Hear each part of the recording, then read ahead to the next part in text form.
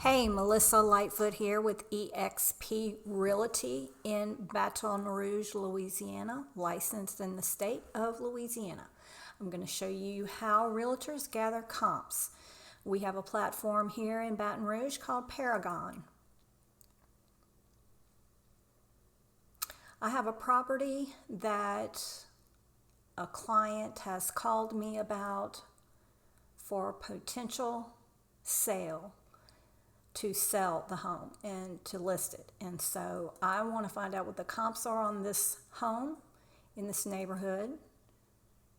And I know the subdivision is called Woodland Ridge in Baton Rouge.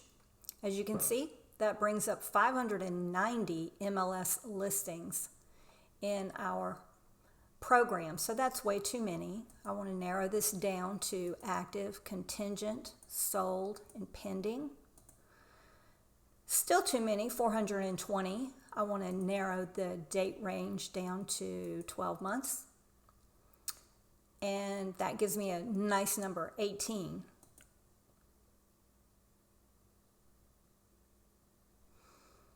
I'm going to sort these by status so that I know which ones are active, pending, and which ones have been sold. And then I'm going to export them to an Excel spreadsheet.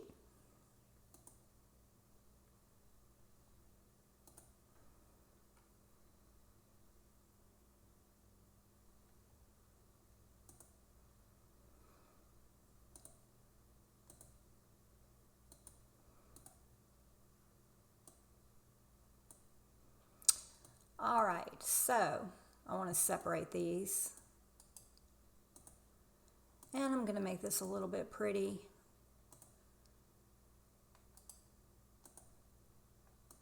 I could have left it over here, but this will only allow me to sort by column, and I want to go crazy. So I'm going to take out the stuff that doesn't really matter when I'm running comps for a client. I usually know what neighborhood it is. Okay, here's one that doesn't belong in Denham Springs. I'm going to remove that one and this one. Sometimes they have the same neighborhoods in different cities. So now I know that these are all Baton Rouge, so I can remove this.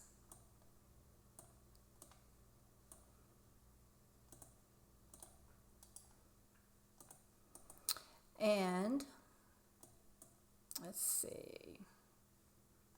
Again, just making this pretty so that I can not just myself read it and understand it, but I want my client to understand it as well.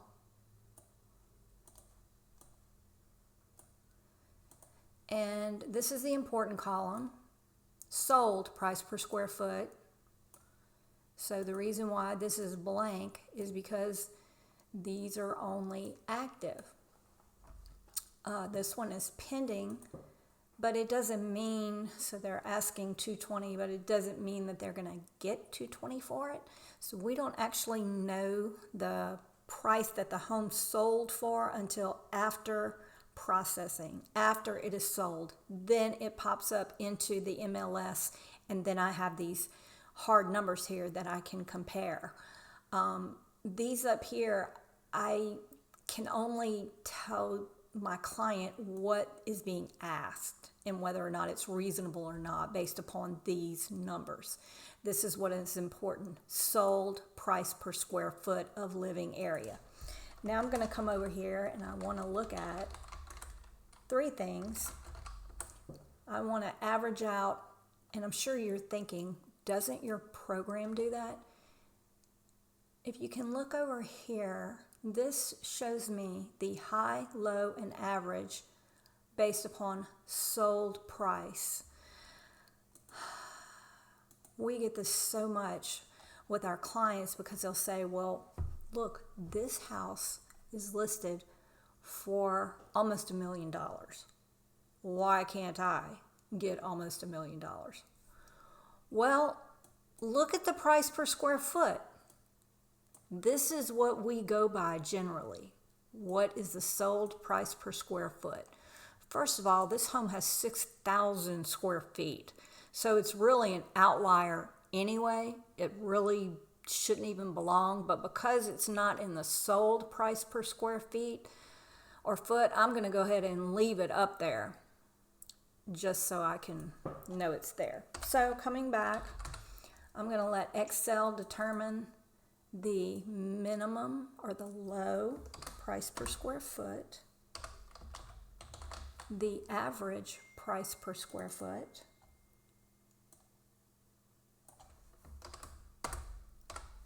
and the high per square foot that the properties in Woodland Ridge have sold for. So here they are. So my client's home has 2430 square feet. So I want to be able to tell my client, based upon these numbers and these comps, what should she list her home for? Well, I'll come right over here and I'll take the low and multiply it times her living square feet, and that's the number I get. Average, that's the number I get. High,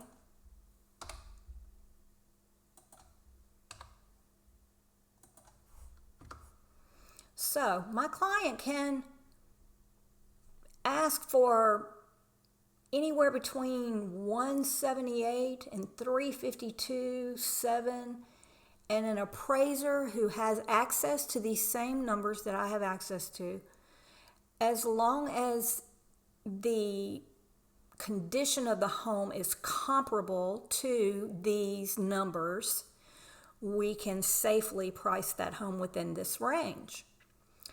Now, here's where problems come into play. I have not seen my client's home yet, my potential client's home.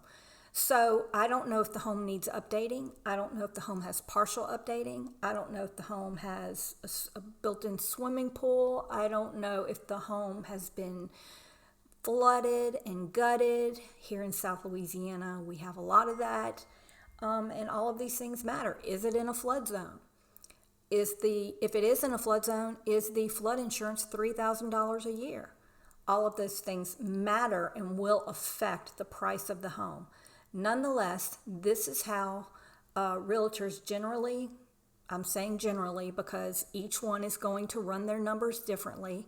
When I go into my program here and I want to ask, I will ask this program to create a CMA, which basically does the exact same thing that I just did, except it makes it really pretty. It's a beautiful presentation. It's got a picture of each home.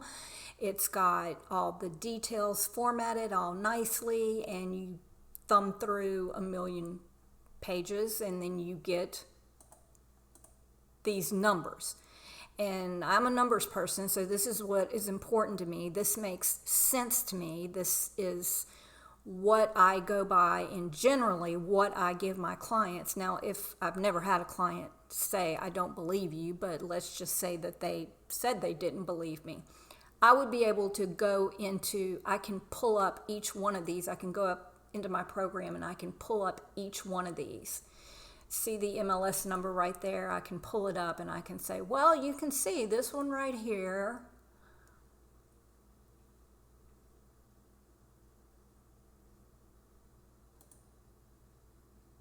Maybe you can't see. There it is.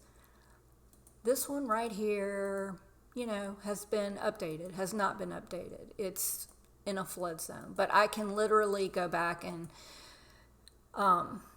check each and every one of these listings, and I have done that many times before to make sure that my comps are apples comparing apples, because sometimes you'll find something in a listing like this. Oh, this home has 6,000 square feet where most of them do not, and those things are important. So I'm going to stop rambling And if you have any questions, feel free to hit me up. Thanks.